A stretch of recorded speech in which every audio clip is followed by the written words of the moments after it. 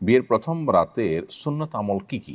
ওয়েস্টের কালচারে নতুন বছর উদযাপন করতে গিয়ে আমার খালাতো ভাই মদ্যপান করে ফেলে, পরে সে অনুতপ্ত হয়। এর কিছুদিন পর সে ওমরা করে, তার ওমরা কবুল হবে কিনা। 4 রাকাতের নিয়ত করে 2 রাকাত নামাজ পড়ে আত্মাহিয়াত পড়লাম, মনের ভুলে তৃতীয় রাকাতে আবারও আত্মাহিয়াত পাঠ করেছি, আবার শেষ বৈঠকেও পাঠ করলাম, আত্মাহিয়াত 3বার হয়ে গেল, নামাজ হবে কিনা। বাবা মায়ের অমতে বিয়ে করা সন্তানকে অফিসিয়ালি ত্যায্য ঘোষণা করা হয়েছে। কয়েক বছর পর বাবা মা ফোনে যোগাযোগ করেন, কিন্তু ত্যায্য করার বিষয়টা সমাধান করেন না। যাকে ত্যায্য করা হয়েছে তার এখন করণীয় কি, যোগাযোগ রাখা উচিত কিনা। বিয়ের সময় কাবিনের টাকা দিতে পারি নাই, এখন এখন একটু একটু করে দিতে চাচ্ছি, তো কাবিনের টাকা কি আমার স্ত্রীকে দিব নাকি আমার শ্বশুর শাশুড়িকে দিব? কোরআন তেলাওয়াতের সময় সেজদার আয়াত এলে সঙ্গে সঙ্গে সেজদা দিতে হবে নাকি পরে দিলেও চলবে? সফরে থাকা অবস্থায় নামাজ কাজা হলে মুকিম অবস্থায় সেগুলো কিভাবে আদায় করব? তখন কসর আদায় করব নাকি পূর্ণ আদায় করব? আমার বোন আমার কাছে তার স্বামী শাশুড়ি সম্পর্কে অনেক কথা শেয়ার করে, এটা কি গীবতের অন্তর্ভুক্ত হবে কিনা? প্রিয় চলুন তাহলে আর দেরি না করে যে সমস্ত প্রশ্ন আমাদের কাছে ইতোমধ্যে এসেছে, নির্বাচিত করা হয়েছে, সেগুলোর উত্তর দেওয়ার পালায় আমরা প্রবেশ করি। এরপর প্রশ্ন করেছেন এম হাসান বাপ্পি, আপনি লিখেছেন, ওয়েস্টের কালচারে নতুন বছর উদযাপন করতে গিয়ে আমার খালাতো ভাই মদ্যপান করে ফেলে, পরে সে অনুতপ্ত হয়। এর কিছুদিন পর সে ওমরা করে, তার ওমরা কবুল হবে কিনা।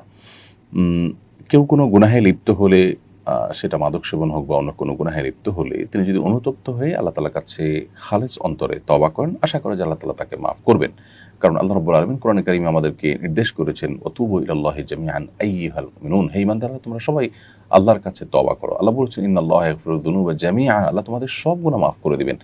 সো তওবা করা উচিত এবং আল্লাহ তাআলা আমাদেরকে মাফ করবেন সেই প্রত্যাশা রাখা উচিত। অতএব সেই গুনাহের পর যখন তিনি অনুতপ্ত হয়েছেন, তওবা করেছেন, তারপর তিনি উমরা করলে, সে উমরা যথাযথভাবে করে থাকলে ইনশাআল্লাহ কবুল হতে পারে। আল্লাহ তাআলার কাছে সেই প্রত্যাশা তিনি অবশ্যই রাখতে পারেন।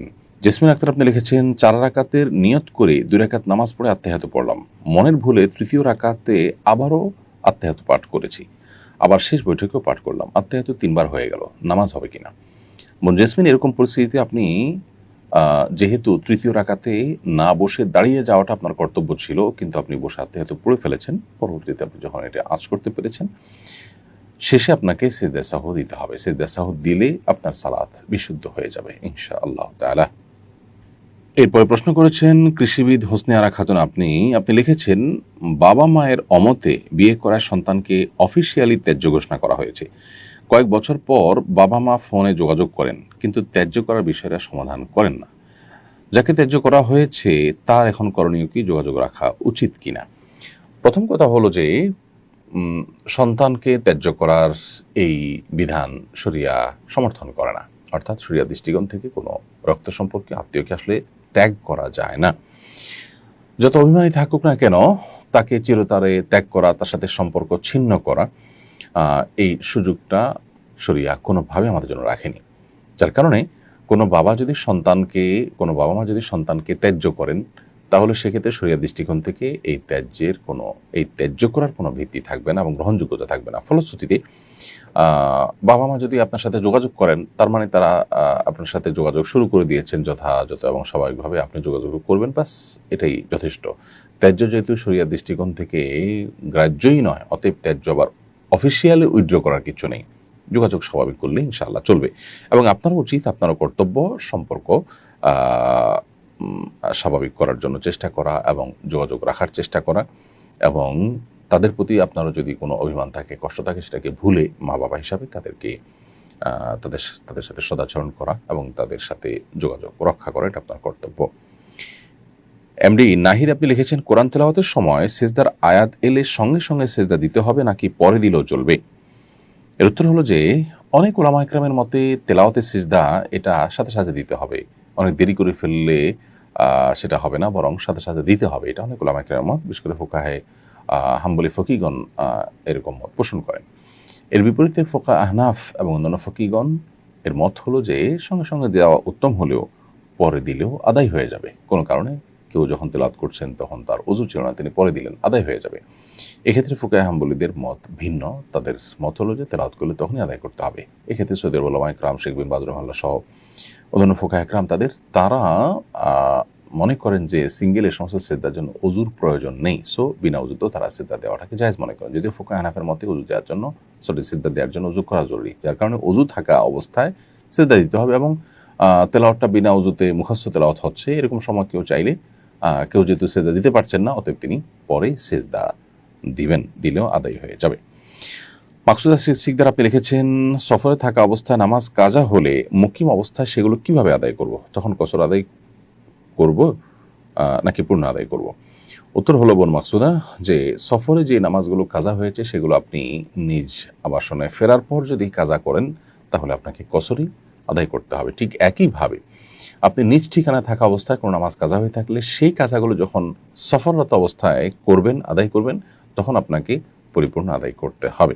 অর্থাৎ কিভাবে এই নামাজটা ফরজ হয়েছিল, যখন ফরজ হয়েছিল তখন কি কসরের ফরম্যাটে ফরজ হয়েছিল আমার উপরে, নাকি পূর্ণাঙ্গ ফরম্যাটে ফরজ হয়েছিল, সেটাকে আমাকে অনুসরণ করতে হবে। যখন আদায় করছি তখন অবস্থা বিবেচ্য নয়, যখন ফরজ হয়েছিল তখনকার অবস্থা হলো বিবেচ্য, যার কারণে সফরে থাকা নামাজ, সফরে কাজা হওয়া নামাজ যদি আপনি নিজ ঠিকানায় ফেরার পর আদায় করেন তাহলে কসরে আদায় করবেন।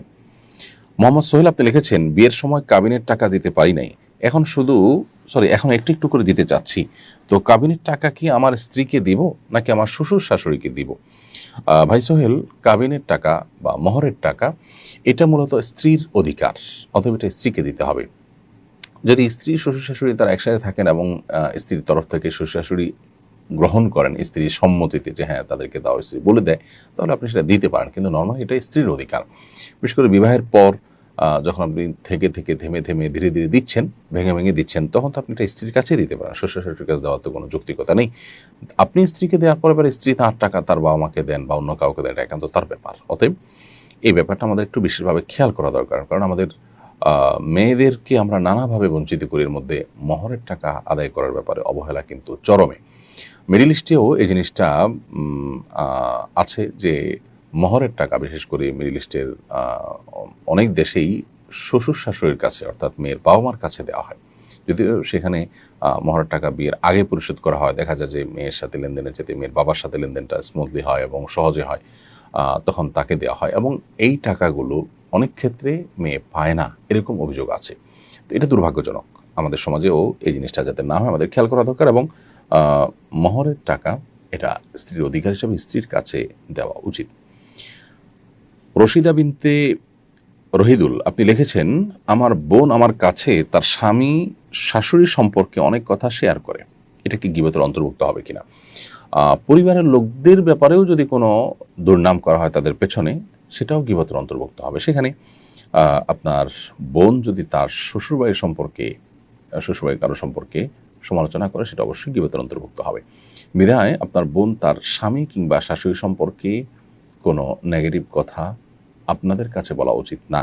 তবে হ্যাঁ, যদি তার কোনো সমাধানের জন্য, ধরুন তিনি স্বামী দ্বারা শাশুড়ি দ্বারা নির্যাতিত, অতএব তার নির্যাতন থেকে তিনি রক্ষা পাওয়ার জন্য আপনাদের সাথে যদি শেয়ার করে, যাতে করে আপনারা পরামর্শ দিতে পারেন, উদ্যোগ নিতে পারেন, তাহলে সেটা ভিন্ন কথা। কারণ আল্লাহ রাব্বুল আলামিন কোরআনে কারিমে বলেছেন, লা ইউহিব্বুল্লাহুল জাহরা মিনাল কওলি বিসসুই ইল্লা মান যুলিম। যে মাজলুম তার মানে মন্দ কথা হলেও সেটা সেটা বিধেয়, অর্থাৎ মন্দ কথার প্রচার আল্লাহ তাআলা পছন্দ করেন না। কেউ খারাপ কাজ করেছে তো সেটা প্রচার আল্লাহ পছন্দ করে না, কিন্তু সেই খারাপ কাজটা যদি আমার প্রতি জুলুম হয় তাহলে সেটা আমি প্রচার করবার ইখতিয়ার রাখি। সো আপনার বোন তাদের দ্বারা জুলুমের শিকার হয়ে থাকলে আপনাদেরকে বলতে পারেন, সেটার বিহিত করবার প্রয়োজন। এছাড়া তাদের ব্যক্তিগত ত্রুটি বিচ্ছুতি এগুলো নিয়ে হাসাহাসি গল্প করা, এটা আমাদের সমাজে কমন একটা কালচার, বাট এটা অনুচিত। একজন মানুষ তৃতীয় পক্ষ যিনি উপস্থিত নেই এখানে, তাকে নিয়ে নেগেটিভ আলোচনা আমাদের বন্ধ করতে হবে। এমনকি সেটা পারিবারিক পরিমণ্ডলেও যদি হয়, পরিবারের সদস্যরা দেখা যায় একজন আরেকজনের পেছনে তার অগোচরে এ ধরনের গীবত শেখায়েত বা তাকে নিয়ে সমালোচনা করার কাজটা করে থাকেন, এটা যে নাজায়েজ সেই অনুভূতিটুকু আমাদের অনেকেরই কিন্তু নেই। বিয়ের প্রথম রাতের সুন্নত আমল কি কি? অনেক বউ বাসর ঘরে 2 রাকাত নামাজ আদায় করেন, এরকম নানা প্রচলন আছে। কোরআন সুন্নাহ মোতাবেক আমল কি? আমি শীঘ্রই বিয়ে করতে যাচ্ছি, আমার জন্য কল্যাণে দোয়া করবেন। প্রশ্নকর্তা যে হন না কেন, আপনার জন্য আমরা দোয়া করি, আল্লাহ তাআলা আপনাকে দাম্পত্য জীবনের সুখ এবং প্রশান্তি দান করুন এবং আল্লাহর বাধ্যগত এবং অনুগত থেকে দাম্পত্য জীবনে উভয়ে মিলেমিশে চলার তৌফিক আল্লাহ আপনাদেরকে দান করুন। আর আপনার প্রশ্ন উত্তর হলো যে জি, সুগন্ধি ব্যবহার করবেন, এটা উত্তম সন্দেহাতীতভাবে, বিশেষ করে স্বামী স্ত্রীর প্রথম সাক্ষাতে একে অন্যের প্রতি ভালোবাসা এবং আকর্ষণ এটা যেন তৈরি হয়, সেই জন্য সুগন্ধি ব্যবহার করা ভালো। আবার একই সাথে স্ত্রীর মাথার অগ্রভাগে হাত রেখে একটা দোয়া পড়া, আল্লাহুম্মা ইন্নী আসআলুকা খায়রাহা ওয়া খায়রা মা ফিহা ওয়া আউযু বিকা মিন শাররিহা ওয়া শাররি মা ফিহা। আল্লাহ, আমার স্ত্রীর মধ্যে যত কল্যাণ আছে, যাবতীয় কল্যাণ, এটা আপনার কাছে আমি চাই, আর কোনো অকল্যাণ থাকলে সেটা থেকে আমি পানাহ চাই, তার ক্ষতি থেকে আমি মুক্তি চাই। এরকম দোয়া পাঠ করা মুস্তাহাব, হাদিসটি রয়েছে। এর বাইরেও স্বামী স্ত্রী উভয়ে দাঁড়িয়ে 2 রাকাত নফল নামাজ আদায় করা বাসর রাতে, সেটাও মুস্তাহাব। অনেক উলামা ইকরাম সেটি করতে আমাদেরকে পরামর্শ দিয়েছেন বিভিন্ন বর্ণনার আলোকে। সো এই কাজগুলো আপনি করতে পারেন এবং আল্লাহ তাআলার কাছে সাধারণ এবং কমন যে দোয়া আছে সেই দোয়াগুলো তো আমরা অনবরত নেককার স্বামী নেককার স্ত্রী পাওয়ার জন্য, যেমন সূরা ফুরকান ৭৪ নম্বর আয়াত, রব্বানা হাব লানা মিন আজওয়াজিনা ওয়া যুররিয়াতিনা কুররাতা আয়ুন ওয়াজআলনা লিল মুত্তাকিনা ইমামা, এই জাতীয় দোয়াগুলো আমরা